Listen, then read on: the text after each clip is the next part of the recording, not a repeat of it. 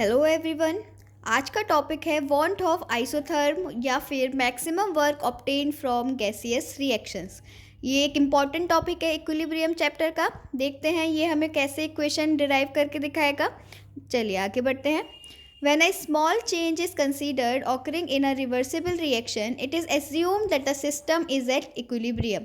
यानी कि अगर रिवर्सिबल रिएक्शन में छोटा सा भी चेंज होता है तो हमें पता है कि वो इक्विलिब्रियम कंडीशन है। यानी कि इक्विलिब्रियम कंडीशन क्या होती है? जब फॉरवर्ड रिएक्शन और बैकवर्ड रिएक्शन की जो रेट है वो बराबर हो जाती है। अब जब इक्विलिब्रियम कंडीशन है तो उसमें फ्री एनर्जी चेंज जो होगा या फिर change in free energy delta G जो होगा वो कितना होता है? 0 होता है। If, however, the constituents are not at equilibrium but at certain arbitrary concentrations, there is a definite change of free energy as the reactants get converted into the products। अब मान लो कि अगर जो हमारा सिस्टम है वो इक्विलिब्रियम पे नहीं है, यानी कि जो सब्स्टिट्यूएंट्स की कंसंट्रेशन है वो इक्विलिब्रियम वाली नहीं है, कोई भी आर्बिट्री कंसंट्रेशन है। आर्बिट्री का मतलब है मनमानी, यानी कि कोई भी अपने मन से हमने एक पर्टिकुलर कंसंट्रेशन ले ली, ठीक है। तो तब क्या होगा? जो फ्री एनर्जी होगी उसमें कुछ ना कुछ चेंज तो होगा ही। जैसे क्यों, और वो चेंज किस वजह से होगा? कि जो रिएक्टेंट्स हैं वो प्रोडक्ट्स में बदल रहे होंगे। तो इस चेंज को, फ्री एनर्जी में जो ये चेंज हुआ है, इसे हम इक्विलिब्रियम बॉक्स से डिफाइन कर सकते हैं। अब मान लो एक लार्ज बॉक्स है जिसमें कई तरीके की गैसेस दी हुई हैं और रिएक्शन है उसकी पर्टिकुलर A+B रिवर्सिबल C+D। वो किस में प्रेजेंट है? इक्विलिब्रियम पे। तो मान लो कि P dash terms represent the equilibrium pressure. हमें पता है, हमने पिछली वीडियो में भी पढ़ा था कि इक्विलिब्रियम प्रेशर को हम स्मॉल p से डिनोट करते हैं, ठीक है। It is assumed that all gases are perfect, then the following steps are carried out। मान लो कि जो भी हमने गैसेस ली हैं इक्विलिब्रियम बॉक्स में वो सब परफेक्ट गैसेस हैं, और उसके बाद हम देखते हैं कि किस तरीके से हमने एक एक करके गैसेस को लिया है। तो पहले स्टेप में हमने ए का, ये रहा ए, हमने ए का केवल 1 मोल आइसोथर्मली और रिवर्सिबली किसी भी आर्बिट्री प्रेशर पर, यानी कि किसी भी मनमानी प्रेशर पर लिया है, जिसे हमने बोला PA। उसे हमने रखा इक्विलिब्रियम बॉक्स में। फिर let the final pressure be P'(A। अब देखो यहाँ पर 2 चीज़ इंक्लूड की गई हैं, एक तो इनिशियल प्रेशर PA और उसके बाद फाइनल प्रेशर P'(A।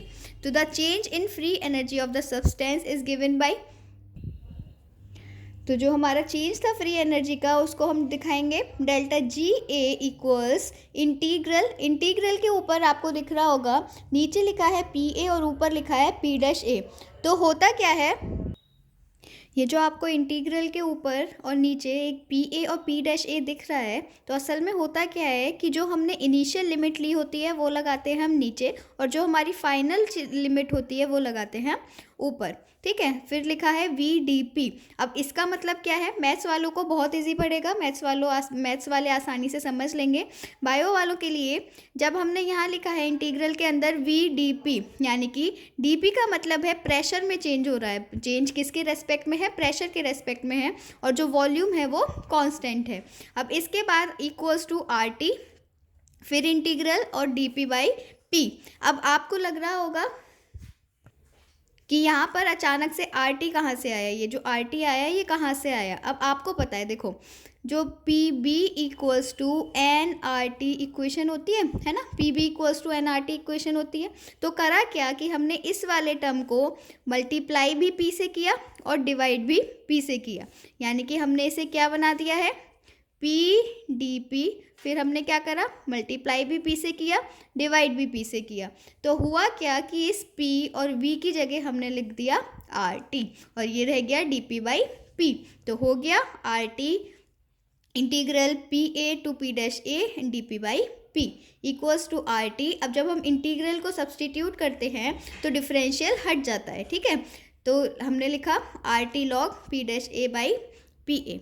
फिर सेकंड स्टेप में, जैसे हमने फर्स्ट स्टेप में A को इंट्रोड्यूस किया था, A लाए थे, वैसे ही सेकंड स्टेप में B को लाएंगे, यानी कि 1 मोल हम B का लाएंगे आइसोथर्मली और रिवर्सिबली। रिवर्सिबली का मतलब आपको पता है, आइसोथर्मली का मतलब होता है कि एक फिक्स्ड टेम्परेचर पर, यानी कि जो टेम्परेचर है वो कांस्टेंट है, टेम्परेचर चेंज नहीं होगा।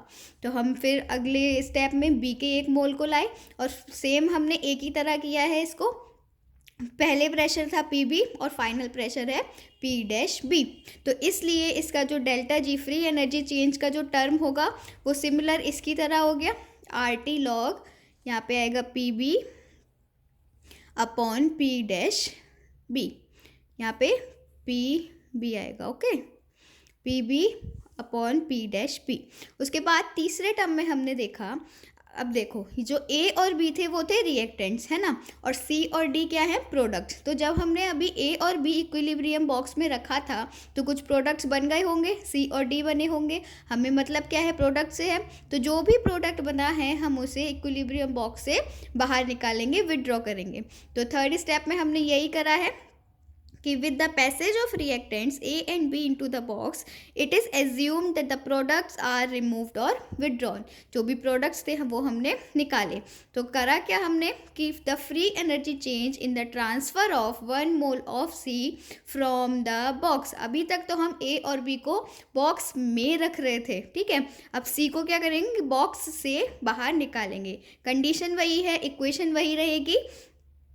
इसे हम आइसोथर्मली कर रहे हैं, इस काम को रिवर्सिबली कर रहे हैं। तो सिमिलर इनकी और इसकी तरह सी के लिए भी क्या होगा, RT log PC by P-C।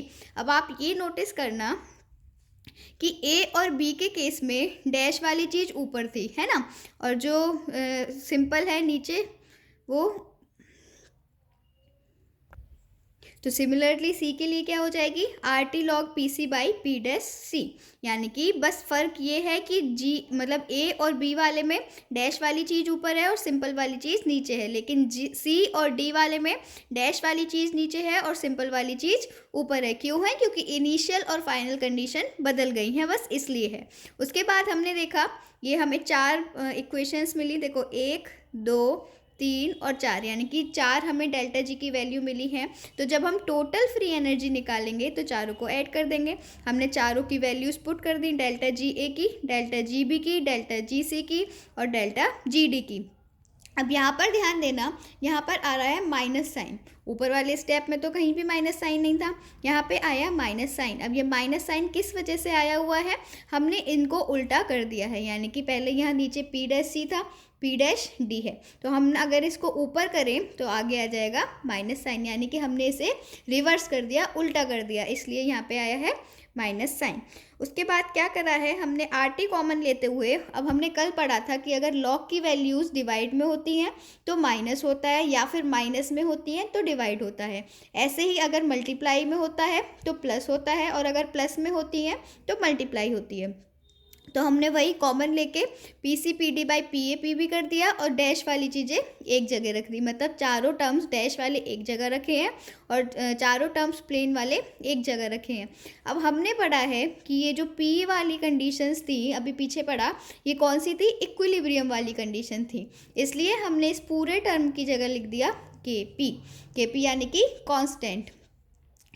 उसके बाद आगे जो P' वाला टर्म है उसको हमने K से रिप्लेस नहीं किया है, क्योंकि वो एक पर्टिकुलर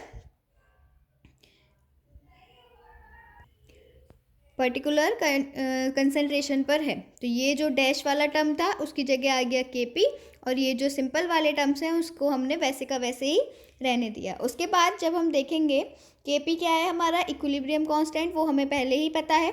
फिर वही लिखा हुआ है कि जो पार्शियल प्रेशर थे वो आर्बिट्री थे, इसलिए हमने उस ऊपर वाले टर्म को चेंज नहीं किया। अब ये हो गई एक इक्वेशन, ठीक है।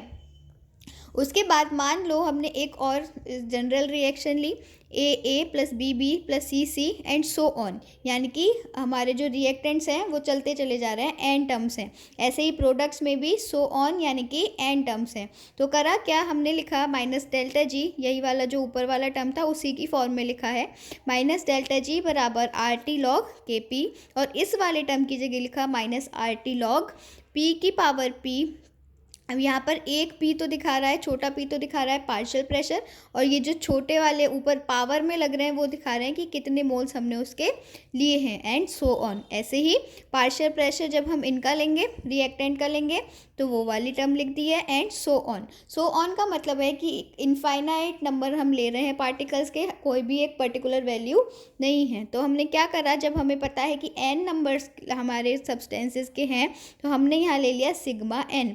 ये जो ई शेप का बन रहा है ये है sigma, sigma n log p। फिर जहाँ पर सिग्मा n log p क्या बता रहा है, algebraic sum of all the n log p terms, those for products being taken as positive and for reactants as negative. हमें पता है रिएक्टेंट्स की कंसंट्रेशन खर्च होती है, इसलिए उसके लिए नेगेटिव साइन आता है, और प्रोडक्ट्स बनते हैं इसलिए उसके लिए पॉजिटिव साइन आता है। अब हमने करा क्या, जो हमारा जो पीछे वाला टर्म था वो पार्शियल प्रेशर के टर्म्स में था, हमें उसे किस में कन्वर्ट करना है, कंसंट्रेशन के टर्म्स में। तो सारे पार्शियल प्रेशर को अगर हम कंसंट्रेशन से बदल दें तो क्या टर्म बन जाएगी, minus delta G equals R T log K C minus R T and sigma N log C, यानी कि ये हो गया हमारा कंसंट्रेशन वाला टर्म। यही है हमारी वॉन्ट ऑफ आइसोथर्म की इक्वेशन कंसंट्रेशन के टर्म में। जो पीछे वाली है वो भी वॉन्ट ऑफ आइसोथर्म की इक्वेशन है, लेकिन वो पार्शियल प्रेशर के टर्म्स में है। ऐसे ही अगर हम कंसंट्रेशन की जगह मोल्स रखना चाहें, कंसंट्रेशन की जगह अगर हम मोल्स रखना चाहें, तो हम मोल्स की टर्म में भी वॉन्ट ऑफ आइसोथर्म निकाल सकते हैं। तो हो गया minus delta G equals R T log K X minus R T sigma N log X. X यहाँ पर है हमारे जो हमने टोटल मोल्स लिए हैं, ठीक है। So want of isotherms gives the increase of free energy change accompanying the transfer of reactants at any arbitrary condition to products at any arbitrary condition। तो ये जो वॉन्ट ऑफ आइसोथर्म है ये हमें क्या बता रहा है कि फ्री एनर्जी चेंज किस तरीके से हो रहा है जब हम रिएक्टेंट्स और प्रोडक्ट्स को किसी मनमानी कंसंट्रेशन पर लेते हैं। यही थी हमारी वॉन्ट ऑफ आइसोथर्म की डेरिवेशन और इनकी equations. That's all for today. Thank you.